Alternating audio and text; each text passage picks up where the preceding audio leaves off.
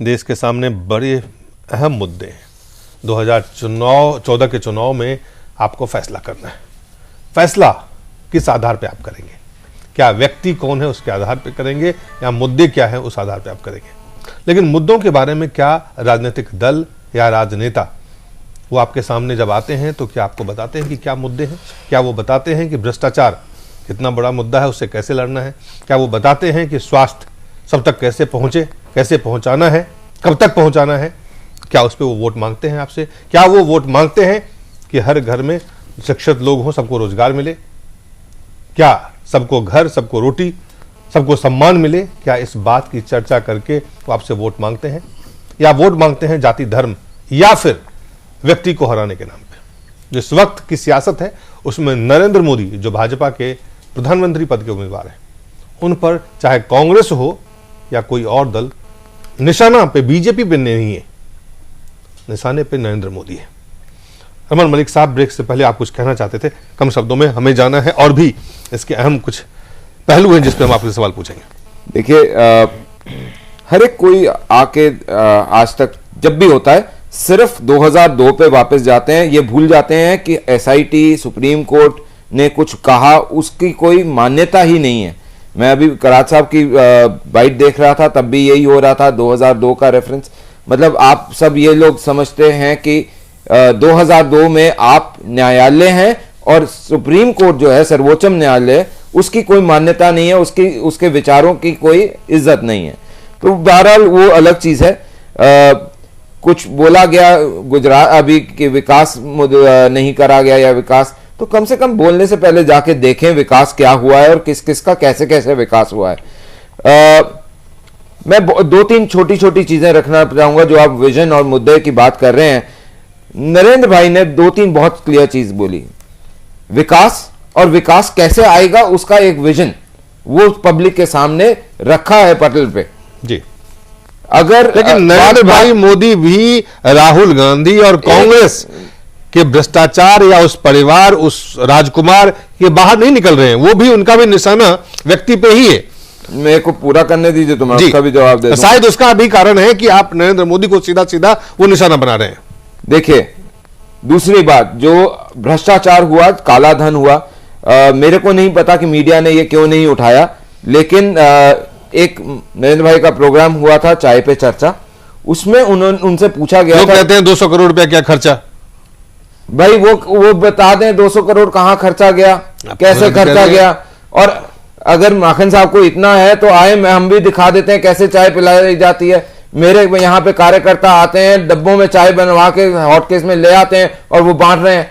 मतलब ये ऐसा एक अजीब सा एक फिक्रा उन्होंने करा, वो अलग इशू है, उस पर बाद में करेंगे। मैं जो चीज सम अप करना चाहता हूं वो ये है कि ब्लैक मनी के लिए उन्होंने बहुत क्लियरली उस चर्चा में ये बोला, और 1000 लोकेशंस पे लोग सुन रहे थे, कि मैं चाहे कानून में तब्दीली करनी पड़े या कानून नया बनाना पड़े या जो भी, लेकिन ये काला धन वापस लाने के लिए जो संभव होगा वो करा जाएगा। और कुछ हिस्सा उसमें से जो ऑनेस्ट टैक्स पेयर हैं उनको इंसेंटिव की तरह दिया भी जाएगा। ये बात मेन स्ट्रीम मीडिया में किसी ने नहीं उठाई जी।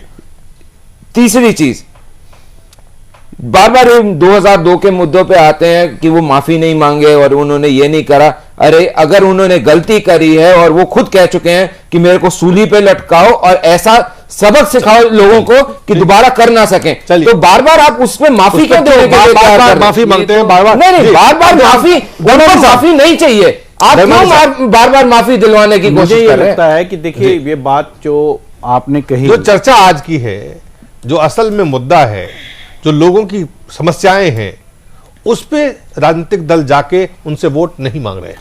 नहीं, मैं यही आपको कहने वाला था। मैं ये कह रहा हूं कि आप अगर देखें कि इस देश में आज़ादी के बाद से बहुत लंबे समय तक चुनाव जो है एक तरीके से नारों पे जीता जाता रहा है। कभी गरीबी हटाओ तो कभी कुछ, तो कभी कुछ, इस तरीके के जो नारे लगते रहे हैं उस पे जीता जाता रहा है। मुझे लगता है कि अगर जहाँ तक मुझे याद आता है, ये एक डेवलपमेंट को मुद्दा बनाने का और डेवलपमेंट पे बात राजनेताओं के मुंह से निकलने की जो प्रक्रिया शुरू हुई, ये एनडीए गवर्नमेंट और अटल बिहारी वाजपेयी की सरकार के बाद शुरू हुई। ये एक अच्छा साइन था। परंतु इस बार क्योंकि 10 साल तक शासन चला, स्कैम हुए, जिस प्रकार लोकसभा चली, 15वीं लोकसभा चली, आपके सामने चली, अब इनके पास कोई मुद्दा नहीं है कि हम क्या डिफेंस लें। आज की डेट में नरेंद्र मोदी ने पिछले लगभग 15 साल से, 10 साल से, 12 साल से उन्होंने दिखाया है कि किस प्रकार विकास होता है। उन्होंने दिखाया है कि भुज की त्रासदी आई तो उसको कैसे जनता के, लेकिन वो तो ठीक है, जनता के लिए मैं जो बता रहा हूं वो तो ठीक है। गुड सवाल ये है कि नरेंद्र मोदी क्यों मुद्दा बन गए? 1 मिनट लूंगा मैं जी। उनका यह कहना है कि गुड गवर्नेंस से क्या डिलीवर किया जा सकता है, और वो जो डिलीवरी है वो इररिस्पेक्टिव ऑफ कास्ट किया है। लेकिन मेरे को यह लगता है कि कहीं ना कहीं आप बार बार सांप्रदायिकता की बात करते हैं, क्या जातिवाद उससे ज्यादा खतरनाक नहीं है? आप किस प्रकार समाज को बांट रहे हैं, आप किस प्रकार चीजों को डिवाइड करने की कोशिश कर रहे हैं। मुझे यह लगता है कि इस प्रकार का जो वातावरण राजनेता निर्मित कर रहे हैं वो खतरनाक ही नहीं, बहुत बहुत ही ज्यादा डैमेजिंग है। 2002 की बात की जाती है, 2002 में इतने केस चले, वहां पर मैं कुछ और ले जा रहा हूं आपको। क्या उससे पहले दंगे नहीं हुए? क्या अभी मुजफ्फरनगर में दंगा नहीं हुआ? मुझे ये लगता है कि ये जानबूझ के ये जिस प्रकार का वातावरण बनाने की कोशिश, लेकिन ऐसा सवाल यही मैं दर्शक के जो हमारे हैं, जो आपके उससे मैं सवाल पूछ रहा हूं कि आखिर चाहे विदेश नीति हो, रक्षा नीति हो, लोकतंत्र में जब आप चुनाव लड़ने जाते हैं तो आप सकारात्मक मुद्दे लेके जाते हैं।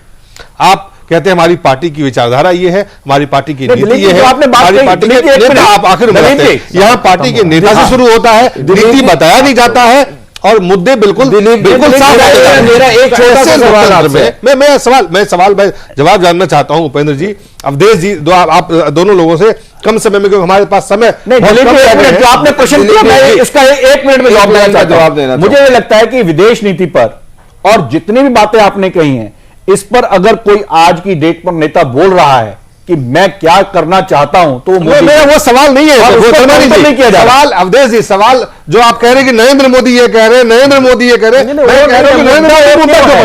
नरेंद्र मोदी कह रहे हैं उनका है कि नरेंद्र मोदी कह रहे हैं वो मुद्दा क्यों नहीं है, नरेंद्र मोदी की मुद्दा, मोदी क्यों मुद्दा बन गया?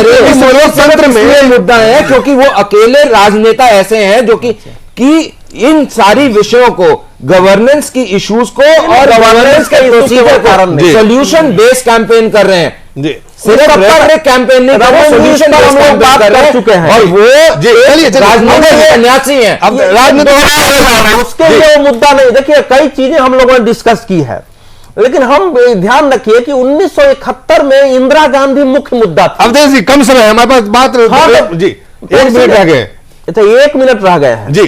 तो उसका कारण, मुझे जो एक कारण मैं अभी बता सकता हूं यह है कि मंडल मंदिर विभाजन में जो अनेक पार्टियां उसके कारण देश में खड़ी हुई हैं, उनसे देश भले निराश हो, लेकिन उन पार्टियों के लिए विखंडित राजनीति से महत्वाकांक्षा बनी है और अनुभव भी किया है कि हम छोटी होकर के भी सत्ता के भागीदार हो सकते हैं या सत्ता कायम कर सकते हैं। नरेंद्र मोदी उन सब के रास्ते में बाधाएं, 1-2 को छोड़ दीजिए, तो सब पर हमला कर रहे हैं। उनको लगता है कि नरेंद्र मोदी खड़ा हुआ तो जो हमारी ताकत है सत्ता की वो खत्म होगी। वो जो महत्वाकांक्षा अब 18 से 20 साल में जगी है वो अभी बनी हुई है। उस महत्वाकांक्षा को बनाए रखने के लिए उनको नरेंद्र मोदी पर हमला करना जरूरी है, क्योंकि नरेंद्र मोदी को वोट चला गया तो ये छोटी छोटी पार्टियां खत्म हो जाएंगी। जी आप ये देखिए उपेंद्र जी, बहुत 30 सेकंड में ये कि अरविंद केजरीवाल जो बात कहते थे कि हम मुद्दों पे चुनाव लड़ना चाहते हैं, वो भी नरेंद्र मोदी से कह रहे हैं मुकेश अंबानी के साथ जो आपके संबंध हैं, आप गैस कैसे बेचेंगे आज ये बताइए। महंगाई की बात नहीं कर रहे हैं वो कि महंगाई को कैसे नियंत्रण करेंगे, मुद्दा महंगाई है, मुद्दा जो है विकास है, मुद्दा भ्रष्टाचार है, उसको नहीं, वो कह रहे हैं आप बताइए। तो कहीं ना कहीं नरेंद्र मोदी इस जो है वो खुद ही अपने आप में एक मुद्दा बन गए। देखिए राजनीति का वैयक्तिकरण हो गया है, इसको बोलते हैं पर्सनिफिकेशन ऑफ पॉलिटिक्स, इसलिए मुद्दों का भी वैयक्तिकरण हो गया है। तो नरेंद्र मोदी नाम के एक मुद्दे में लोग बहुत सारे मुद्दे देख रहे हैं, और ये जो पार्टियां बहुत सारी हैं ये पिछले 20 साल से 22 साल से जो बोल रहे हैं 90 के आने के बाद की एक ही बात प्रत्येक चुनाव में कहती रही है, उसके अलावा इनके पास कुछ कहने के लिए नहीं है। और वो बातें अब इतनी पुरानी घिसी पिटी हो गई है कि अब उन्होंने, आप ये कह रहे हैं कि उन्होंने अपने जो भी बातें कही थी उस पर वो कुछ कर नहीं पाए, तो उनके पास कोई जवाब नहीं है, और नरेंद्र मोदी उन सवालों को उठा रहा है, तो अब नरेंद्र मोदी को ही वो मुद्दा बना रहे हैं। बहुत बहुत धन्यवाद अवधेश जी, हमें समय खत्म करना पड़ेगा, हमें माफी चाहते हैं। सैयद साहब, हसन साहब, मलिक साहब, आप सबका बहुत बहुत धन्यवाद। माफी चाहते हुए इस कार्यक्रम को हम यहीं खत्म करते हैं।